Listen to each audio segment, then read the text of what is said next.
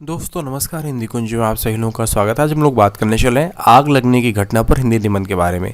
इस तरह के प्रश्न आपकी परीक्षाओं में आ सकते हैं कि किसी अग्नि दुर्घटना पर हिंदी निबंध लिखिए, तो आप यह निबंध किस प्रकार लिख पाएंगे। यहाँ पे नमूने के तौर पे बात की जा रही है।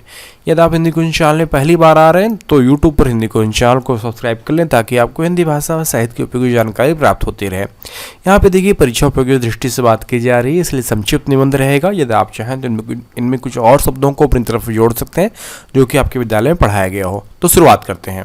देखिए, आप भूमिका में लिखिएगा, मानव जीवन अनेक प्रकार की घटनाओं से पूर्ण है।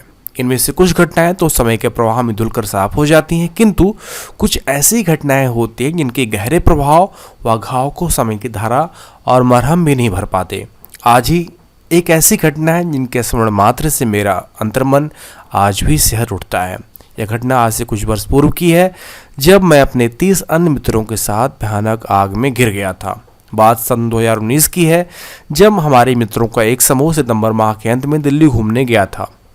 हम राजधानी के एक 3 सितारा होटल में ठहरे हुए थे। 3 दिन के प्रवास के दौरान पहले दिन हमने नगर के सभी प्रसिद्ध स्थल देख लिए थे। दूसरे दिन 2 अक्टूबर था, स्वर्गीय गांधी जी और शास्त्री जी का जन्म दिवस। इस दिन हम सुबह नाश्ते के बाद हमारे कुछ मित्र अपने साथी राजीव के चाचा जी से मिलने उनके आग्रह पर उनके घर गए। वे दिल्ली की बहुमंजिली इमारत की 7वीं मंजिल पर अपने परिवार के साथ रहते थे। हम सब वहाँ पहुँचे। चाचा जी ने हमारा स्नेह से स्वागत किया। हम वहाँ लगभग 2 घंटे रुके। उस समय लगभग 11:30 बज रहे थे।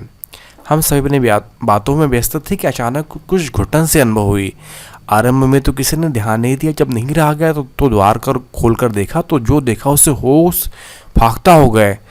उसी इमारत की 4थी मंजिल के 24वें फ्लैट की रसोई में से धुआं निकल रहा था।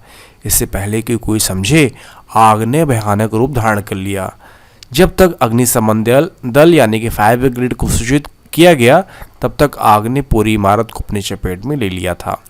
जल्दी जल्दी सारा वातावरण घबराहट, भागदौड़ और अफरा-तफरी और चीख पुकार से भर गया। किसी व्यक्ति द्वारा दी गई सूचना पर शीघ्र ही पुलिस और फायर ब्रिगेड आ पहुंची। पुलिस ने भीड़ को पीछे किया और सारा क्षेत्र घेर लिया। माइक से बार बार सभी से धैर्य धारण कर शांत रहने की प्रार्थना की जा रही थी। इमारत में घबराहट अब पागलपन का रूप ले चुकी थी।